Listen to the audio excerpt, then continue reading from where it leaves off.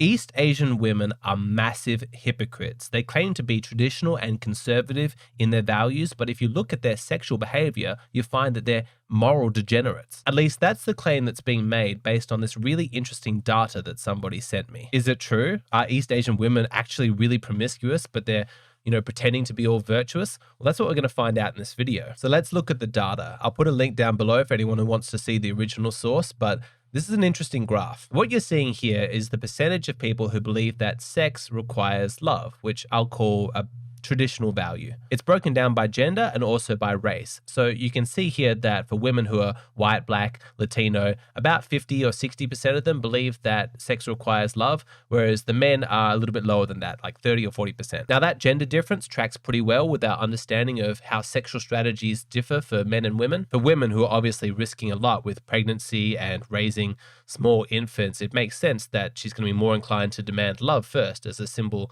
of commitment that the man's going to be able to stick around to protect, to provide. Whereas for men who are more inclined to like the spread your seed kind of strategy, love seems less important. And you can see here that the East Asian and South Asian cultures are on the whole more traditional, more conservative. Now in this video, we're mostly going to be focusing on this one, the East Asian data. And you can see that about 60% of their men believe that you need to be in love to have sex, and about 65% of the women. Now that data becomes really interesting when we compare it to what's going on in this graph. The data that you're seeing here is the percentage of people who have had sex outside of a relationship, which we can basically assume is sex without love. In most of the racial groups, you can see that more men have had sex outside of relationships, which again tracks with the sexual strategies that we discussed earlier. As you can see, because the numbers are higher for men, this makes sense. It's people acting consistent to their values. But there's one racial anomaly here, and that's for the East Asian demographic. About 20% of East Asian men have had sex outside of a committed relationship,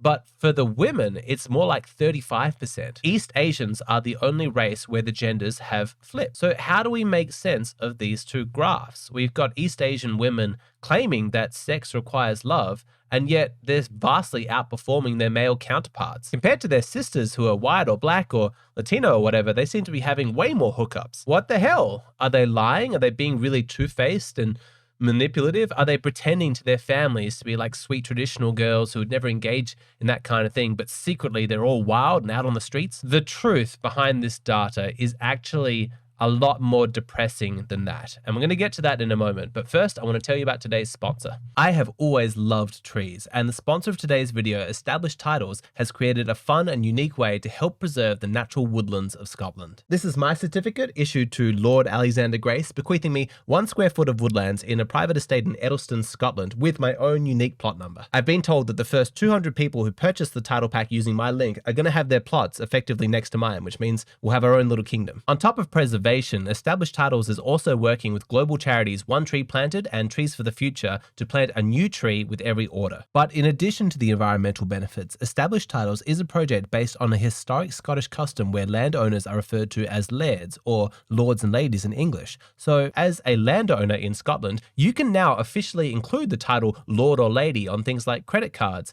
airplane tickets, dating profiles. People love this product. It's fun, it's quirky, it makes a great last-minute gift. Established Titles is actually running a massive Black Friday sale right now. Plus, if you use the code Alexander, you're going to get an additional 10% off. So go to establishedtitles.com/Alexander, get your gift now and help support the channel. Okay, back to these graphs. You've got these East Asian women who are saying that sex requires love more so than men, but yet they're having way more sex without love than their men are. It's the only race where the genders have been flipped like this. Why? What's going on? Are they massive hypocrites just pretending to be conservative, or is they actually hugely promiscuous? Not exactly. That's too simplistic. Now, I'm sure that there are some East Asian women that have a sort of image, a facade that they present to their families that they know is going to be socially acceptable to those more traditional values, but amongst their friends groups and in the dating market, they're acting very differently. I'm sure that that exists, but we can't really make sense of this data without considering the greater context behind the dating market. And that's where this piece of data becomes really, really useful. This data is taken from OkCupid, and what you're seeing here are people's racial preferences for who they pursue, who they're trying to match with. Unfortunately, in this data, there's no distinguishing between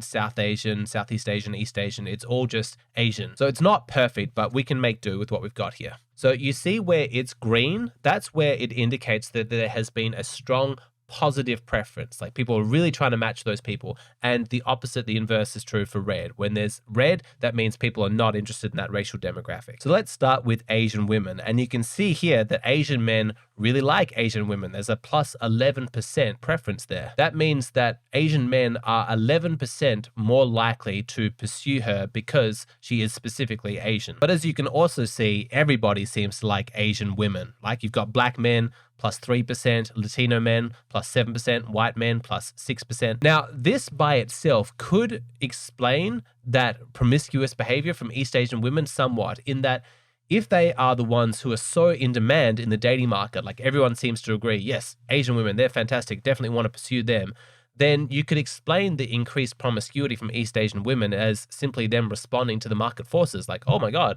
I seem to have a product that's really high in demand. Everybody wants what I'm offering. So even if they do have more traditional conservative values deep down, they're also human. And when they're being presented with so many choices, maybe they just slip up more often. I'm sure that that explains what's going on somewhat. That's probably part of the story, but that's not the whole picture. So I want to take you back to this graph. I pointed out before that there's this huge gap between the East Asian men and the East Asian women, but that's not really the important data point here, because you can actually see that when tracking along all the other women, East Asian women aren't really particularly promiscuous. They're not as promiscuous as like white or black women. To look at that data and to reach the conclusion that East Asian women are really, really promiscuous is not correct. What this shows is not that East Asian women are having lots of hookups.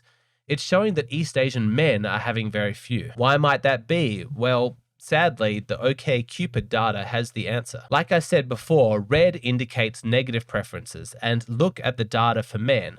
So amongst Asian women, there's a plus 10%, so that's good. Like Asian women seem to be going after Asian men somewhat, but even for them, that plus 10% isn't as strong as the plus 16% that Asian women seem to have for white men. But Asian women seem to be the only racial demographic that seem to have much of a positive attraction for Asian men.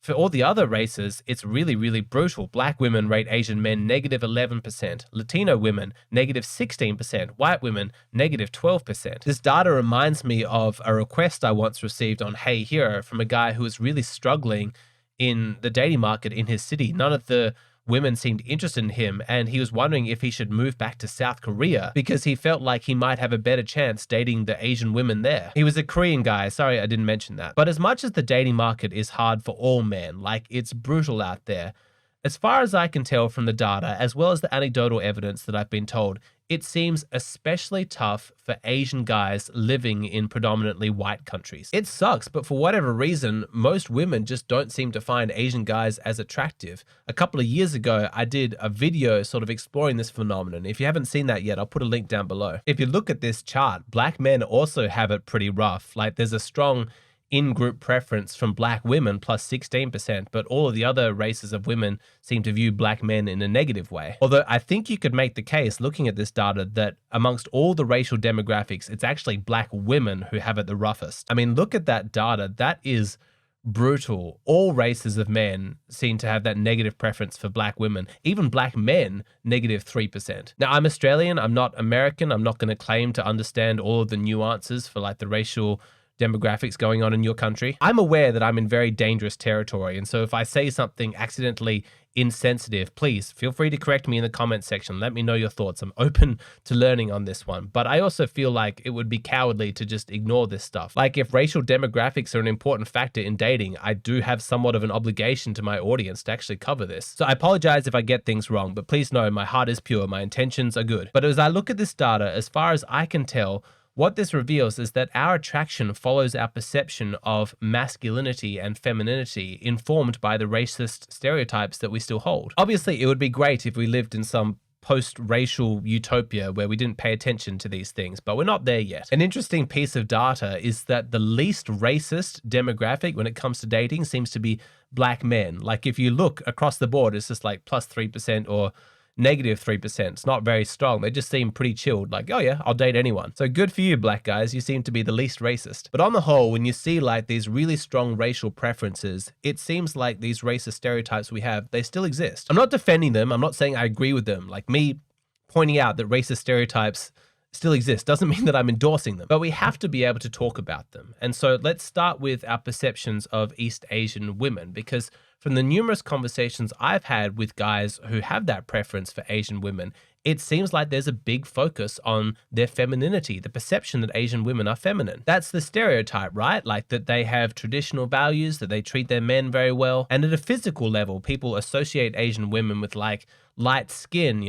soft voice, petite frame, things that we associate with femininity. You guys in the comment section, if you like Asian women, let me know if that's accurate for you. Do you like them because you perceive them to be more feminine? But if that's the case, then it really sucks for black women, because the strong negative preference that everybody seems to be expressing towards them could indicate that people perceive black women to be more masculine. I don't have much personal data on this one because here in Australia, there just aren't that many black women. But I did do some research for this video on why people might not be as attracted to black women, and it was pretty depressing. I read all sorts of stuff. I don't know how much of it's true, but I read that like beauty standards in the US were based on the ethnic majority there, like white beauty standards, so that wasn't good for black women. I read that some men have the perception that black women are too loud. I even read this interesting opinion piece that tried to claim that it went all the way back to slavery, and that because like white women might be concerned that their husbands would go and sleep with their female slaves, there was this kind of propaganda campaign created by the white women to sort of paint black women as more masculine, therefore less attractive for their husbands to go after. I mean, it's just horrific. But again, I'll pass it over to you guys in the comments section. If you have any insights into this, please let me know. Is it true that black women are perceived as being more masculine? And could that explain why they don't have much of a positive preference in these dating sites? But if that's true, then we also have to ask that question, is the reason why Asian men are getting so overlooked is because there's a perception that they're less masculine? In particular, I'd be really interested in hearing from any Asian guys who felt like they struggled in the dating market, but they specifically cultivated their masculinity, like they went to the gym, they bulked up, they grew out their facial hair, they made a bunch of money, they became more confident in the way they speak.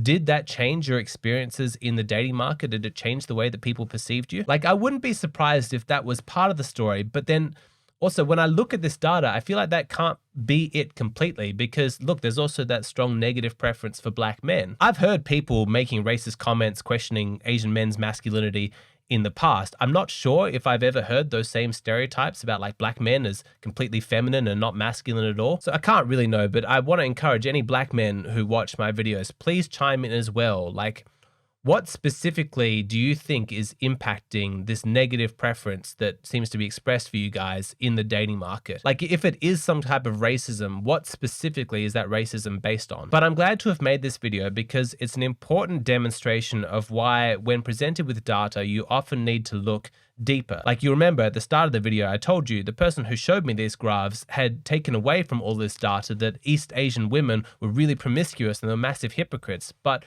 when we look deeper, we realize that the data really isn't very revealing about East Asian women at all. It's a lot more about East Asian men. I mean, that could explain this graph really well, in that the reason why the figure is so low for East Asian men is because they're having a hard time in the dating market, so they're not able to successfully hook up as often as perhaps they would like to. It's always a little bit nerve-wracking making a video like this where I can't really present definitive conclusions, but I guess selfishly, I want to be able to help as many people as possible, but so much of my information is informed by my own experience. And when it comes to this race stuff, I just feel underqualified. But one of the best ways that I learn is by hearing from real people. And so please, let's have the video continue in the comment section. Let's start that discussion. Any insights you have about any aspects of this video, please tell me. And of course, if you want to hear more from me, you want to understand my perspective, my worldview in a lot more depth, I really encourage you to check out one of these three options. So the first is Patreon. That's where I have over 250 exclusive videos. I go into a lot more depth on a lot of these topics.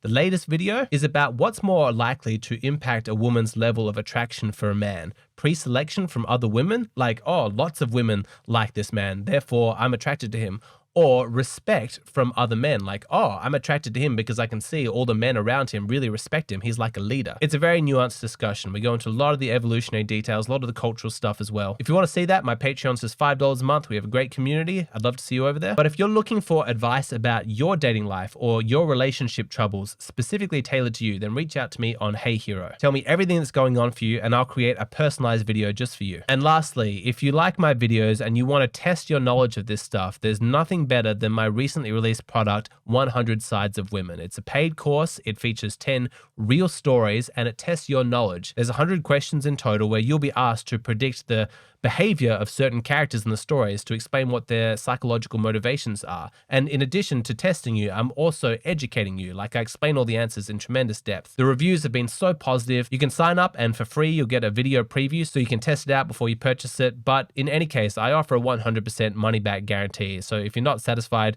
you just get all your money back. It's fantastic. There's a link to a video down below which explains the whole course in a lot more detail.